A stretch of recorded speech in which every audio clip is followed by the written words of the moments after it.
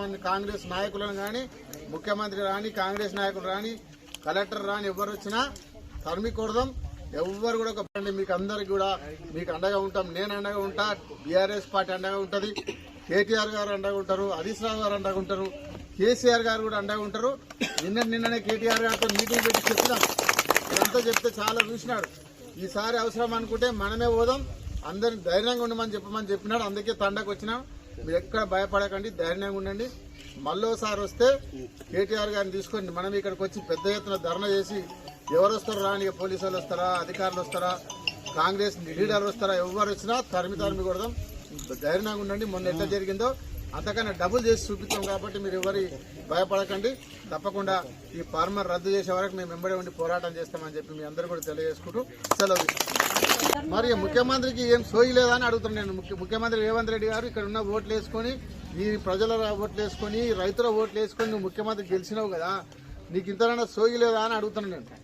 ఎందుకంటే ఈ యొక్క రైతుల భూములు గుంజుకొని కష్టపడి సంపాదించుకొని వాళ్ళు అప్పు తెచ్చి అక్కడ తీసుకొని 2 ఎకరాలు 3 ఎకరాలు కొని వ్యవసాయం చేస్తున్నారు. రైతుల భూములు నువ్వు ఫార్మా చేస్తా అంటే ఇప్పటికైనా మేము డిమాండ్ చేస్తున్నాం, హెచ్చరిస్తున్నాం.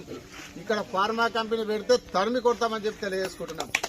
ఆఫీసర్లు వచ్చినా, అధికారులు వచ్చినా, ఎవరు లీడర్లు వచ్చినా కూడా ఈసారి పెద్ద ఎత్తున, మొన్న జరిగింది చిన్న ఉదాహరణ అనుకోండి, మీరు అంతకన్నా ఎక్కువ డబ్బులు ట్రిబుల్గా మీకు గ్రామాలలో ఎక్కడికి వచ్చినా కూడా తరిమి కొడతామని కాంగ్రెస్ నాయకులను కానీ ముఖ్యమంత్రి రాని కాంగ్రెస్ నాయకులు రాని కలెక్టర్ రాని ఎవరు వచ్చినా తరిమి కొడదాం.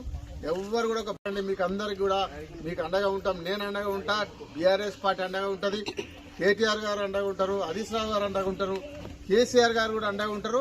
నిన్ననే కేటీఆర్ గారితో మీటింగ్ పెట్టి చెప్పినాం. ఇదంతా చెప్తే చాలా చూసినాడు. ఈసారి అవసరం అనుకుంటే మనమే పోదాం, అందరిని ధైర్యంగా ఉండమని చెప్పినాడు. అందుకే తండకు వచ్చినాం. మీరు ఎక్కడ భయపడకండి, ధైర్యంగా ఉండండి.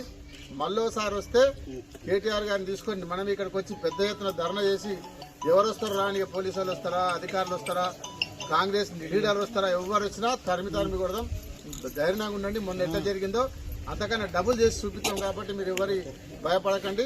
తప్పకుండా ఈ